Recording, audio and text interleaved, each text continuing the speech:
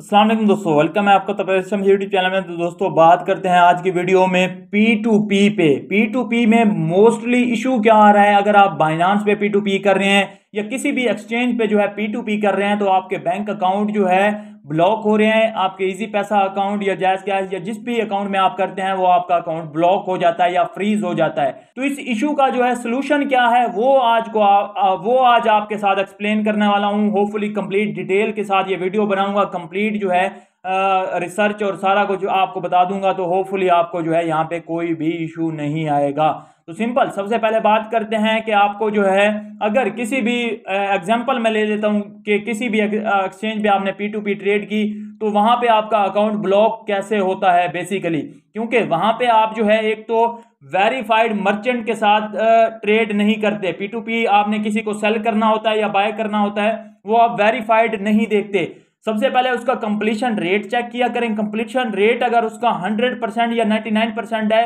तो वो देखा करें। उसके बाद उसका एक्सपीरियंस देखा करें कि उसने ट्रेड कितनी ली है। मैक्सिमम बाइनांस पे आई थिंक 3 साल का एक्सपीरियंस होता है। तो जो बंदा 1 साल या 1.5 साल से या 2 सालों से कर रहा होता है वो जो है कभी भी आपके साथ जो है सिंपल स्कैम नहीं करता।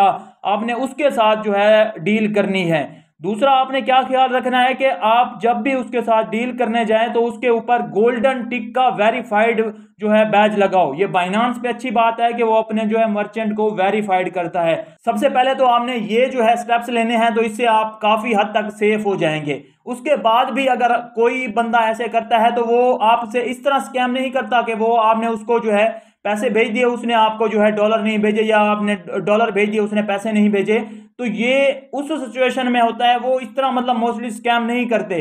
कुछ कुछ ऐसे करते हैं लेकिन मोस्टली ऐसे नहीं करते। वो क्या करते हैं, वो आपको डॉलर या पैसे भेज देते हैं, फिर उसके बाद आपके बैंक को वो कॉल कर देते हैं कि इस तरह से करके मेरे से जो है गलती से ट्रांजैक्शन हो गई है इस बैंक अकाउंट में, तो ये प्लीज आप जो है फ्रीज कर दीजिए, ये मेरी गलती से हुई है, आप मुझे रिवर्स कर दीजिए। क्योंकि अगर वो अकाउंट में मतलब के पैसे सेंड नहीं करेंगे तो बाइनांस उनकी जो है अकाउंट को ब्लॉक कर देता है। तो इस वजह से वो पैसे सेंड कर देते हैं, फिर बैंक को वो कॉल कर देते हैं और उसके बाद जो है आपके पैसे जो है फ्रीज हो जाते हैं। फिर बैंक अकाउंट आपसे पूछता है कि आपकी रकम कहां से आई है, तो आप तो बता नहीं पाते। कि अगर आप बताएंगे कि आपने डॉलर सेल किए हैं तो आप भी फंसेंगे, वो अगला वाला भी फंसेगा कि क्यों किया है। या आप कहेंगे क्रिप्टो सेल बाय की है तो वो कहेंगे FIA के पास जाएं, क्रिप्टो तो लीगल नहीं है ये वो।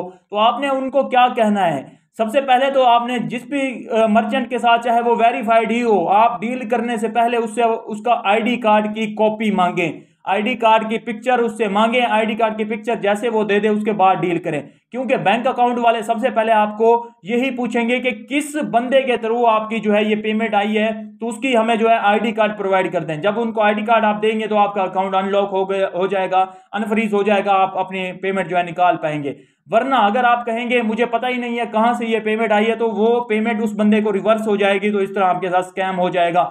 या आप उनको कह सकते हैं ये ID कार्ड है, मैंने सर्विसेज दी थी इसको और उसकी पेमेंट आई है मुझे, तो आपका जो है कोई भी इशू नहीं बनेगा। मोस्टली आजकल ये इशू बन रहे थे। तो ये चीज आपने नोट करनी है। सबसे पहले वेरीफाइड मर्चेंट, उसका कंप्लीशन रेट और ये चीजें देखनी है। उसके बाद जो है आपने उससे ID कार्ड की पिक्चर लेनी है और ये आपने प्रीकॉशंस लेने हैं। उसके बाद आपने क्या करना है, उसके बाद आप जब डील कर रहे हो ना, आपने ये चीज भी श्योर करनी है कि आपकी जो पेमेंट हो वो 0 फिगर में हो। जैसे कि 7 लाख, 8 लाख या 50,000, इस तरह करके 0 एंड पे आना चाहिए। या आप इस तरह ले रहे हैं ना 724 एंड पे, मतलब 7,07,823 रुपए, तो ये कोई मतलब पेमेंट नहीं होती। इससे आपको पूछा जा सकता है कि ये पेमेंट आपकी कहां से आई है, थोड़ी जो है ये चीज मतलब उसमें चली जाती है। तो इस वजह से जो है ये भी चीज आप ख्याल करनी है। उसके बाद अगर मैं आपको बताऊं तो एक और चीज भी होती है कि लोग आपके साथ स्कैम अक्सर नहीं भी करते, लेकिन जो मर्चेंट आपको पेमेंट सेंड करता है वो जो है एक चेन के साथ जो है एक ऐसी जो है पेमेंट होती है जो कि मतलब के सस्पिशियस होती है। जो पेमेंट आप वो सस्पिशियस पेमेंट वो पहले उसके अकाउंट में आती है, वो जैसे जैसे जिस जिस अकाउंट में गुजरती जाएगी वो सारे अकाउंट ही ब्लॉक होते जाएंगे। चाहे आप जो है एक तो आपने मेन अकाउंट अपना यूज नहीं करना। आप ऐसा भी सोच सकते हैं कि अब मैं अपने मेन अकाउंट में पेमेंट मंगाऊंगा, उसके बाद फौरन से जो है मैं किसी दूसरे अकाउंट में जो है सेंड कर दूंगा। ऐसा नहीं होता।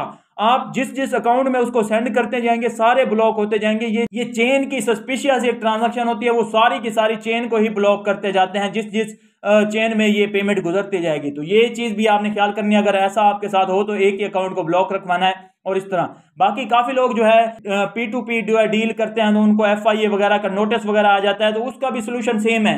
आपको कुछ भी करने की जरूरत नहीं है, अगर आपको बुलाया है तो चले जाइए, लेकिन लॉयर के साथ जाइए, क्योंकि आपसे वो पैसे मांगेंगे सीधा सीधा। जब आप उन लॉयर के साथ जाएंगे तो वो होपफुली पैसे आपसे नहीं मांगेंगे, आपसे जो है कोई सीधी बात करेंगे, सीधी जो है आपसे डील करेंगे और आप जो है उन चीज़ों से निकल आएंगे। वरना आप अगर उस चीज़ को छोड़ भी देते हैं, उनका नोटिस आया, आप नहीं भी जाते, तब भी आपको जो है 1-2 नोटिस आएंगे, उसके बाद ये काम खत्म हो जाएगा, आपको दोबारा आएगा ही नहीं। इस तरह का एक मेरे दोस्त के साथ जो है केस हुआ है, तो तभी मैं आपको बता रहा हूं। लेकिन अगर आपको FIA का नोटिस आता है तो जाइए, उनको जवाब दीजिए कि मेरी पेमेंट वेरीफाइड है, मैंने कोई मनी लॉन्ड्रिंग या कुछ भी ऐसा नहीं किया, तो आप मुझे फंसा नहीं सकते। उसके बाद जो है एक और चीज मैं यहाँ पे मेंशन करना चाहता हूँ कि सब अब आप कह रहे हैं अपने मेन अकाउंट में भी आपने पेमेंट नहीं लेनी, आपने किसी में सेंड भी नहीं करनी, तो हम क्या कर सकते हैं।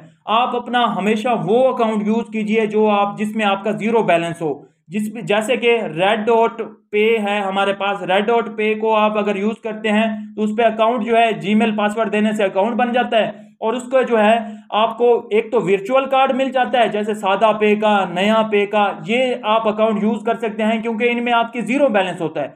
जैसे आपका वो पेमेंट आए, आप जो है अपना फिजिकल कार्ड ऑर्डर करके रखिए, फौरन से उसको ATM में लगाइए, अपने पैसे विड्रॉ कर लीजिए वहीं से। अगर वो ब्लॉक होता भी है तो आपकी उसमें पेमेंट तो और तो नहीं होगी ना, वही P2P वाली जस्ट ब्लॉक हो जाएगी, तो वो ब्लॉक पड़ा रहे, उसको अनब्लॉक कराने की फिर जरूरत ही आपको नहीं है। हाँ, बैंक से कांटेक्ट कीजिए, अगर अनब्लॉक हो जाता तो अच्छी बात है, अगर नहीं होता तो फिर आपकी सिर्फ वही पेमेंट जाएगी ना। अगर मेन अकाउंट को यूज करेंगे उसमें फिर आपके लाखों पड़े हों तो वो भी साथ ही फ्रीज हो जाते हैं, वो आपका साथ ही सारा बेड़ा गर्क हो जाता है। तो इन आप प्रिकॉशन ये वाली लेंगे तो होपफुली आपको कोई इशू नहीं आएगा।